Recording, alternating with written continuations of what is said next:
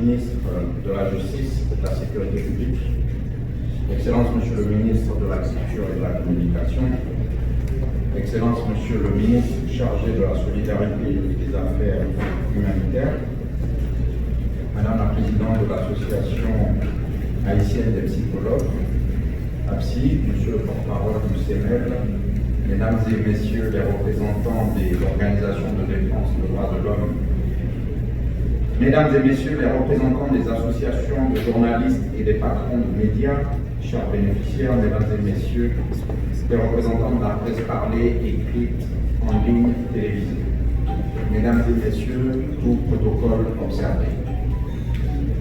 Aujourd'hui, je me tiens devant vous avec une profonde tristesse, mais aussi avec une détermination inébranlable. Ce n'est pas un jour comme les autres. C'est un jour où nous devrons affronter une réalité brutale et douloureuse, mais aussi une réalité que nous avons le pouvoir de changer.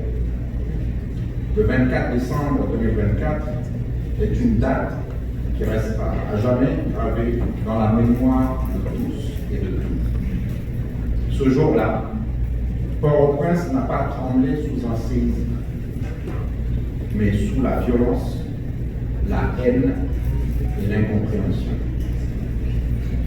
Ce jour-là, deux journalistes, Mackenzie Nadeau et Jimmy Jean, ont été arrachés à la vie.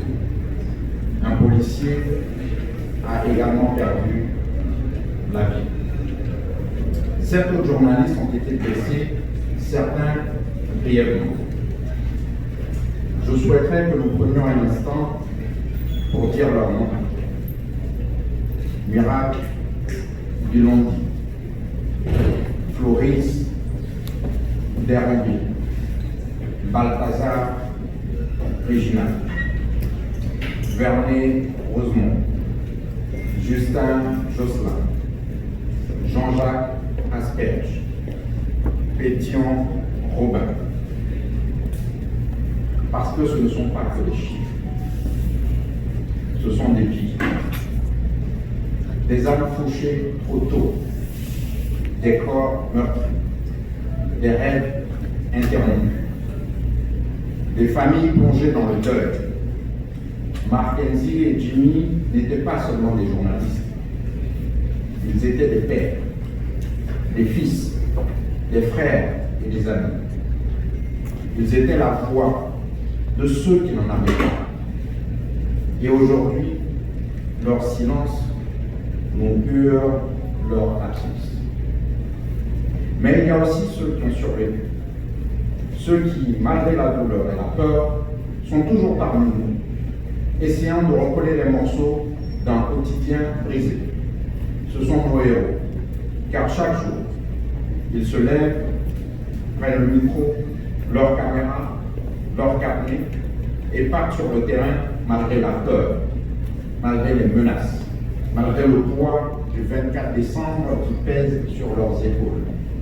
Nous venons de voir avec le porte-parole du CNEL cette force que vous, journalistes, aujourd'hui, nous démontrez. Je pense à Naomi, l'une des survivantes. Elle nous a confié que chaque bruit fort la ramenait sur cette scène. Ces mots résonnent en moi. Il exprime tout. La douleur, la peur, le traumatisme,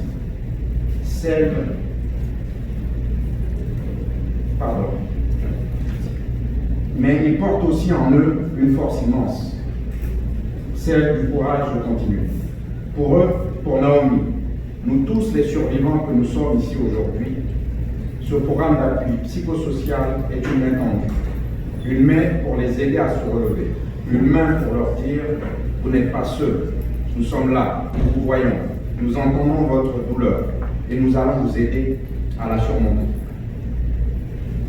Pendant 2 mois, Excellences, Mesdames et Messieurs les membres du gouvernement, nous allons leur offrir un espace sûr, un lieu où ils pourront parler, pleurer, crier, un espace où ils pourront partager leurs peurs, leurs souvenirs, leurs cauchemars.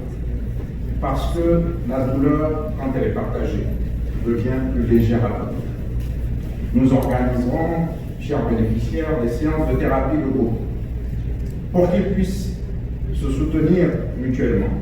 Parce que personne ne peut mieux comprendre la souffrance que ceux qui l'ont vécue.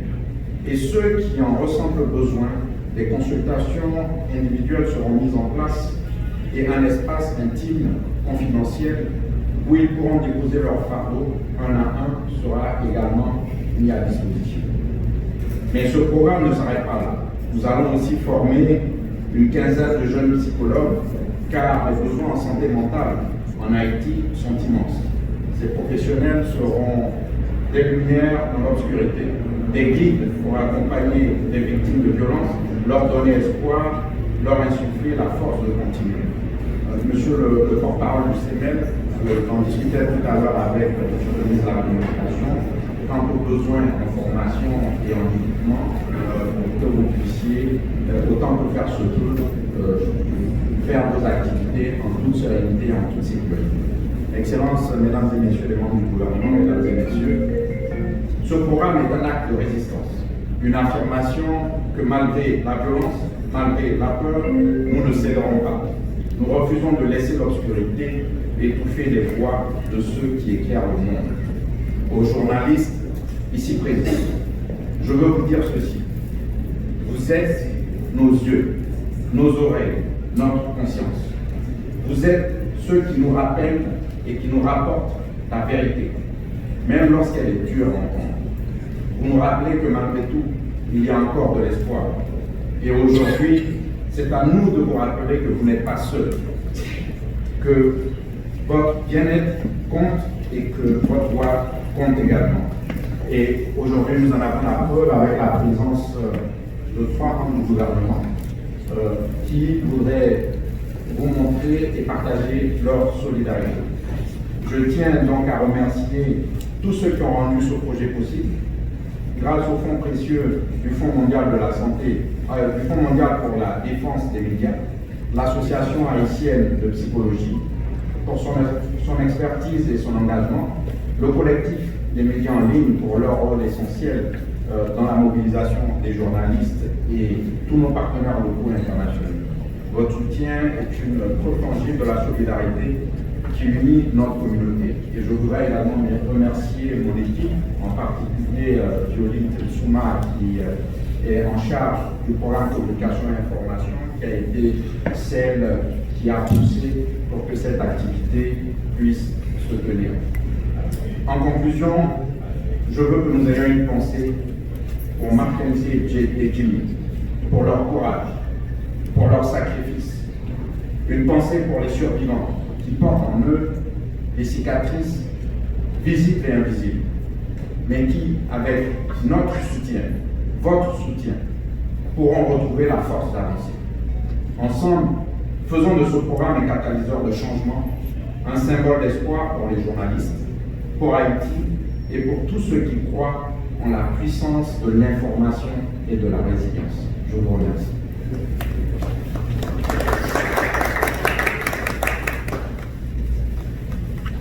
Nous allons maintenant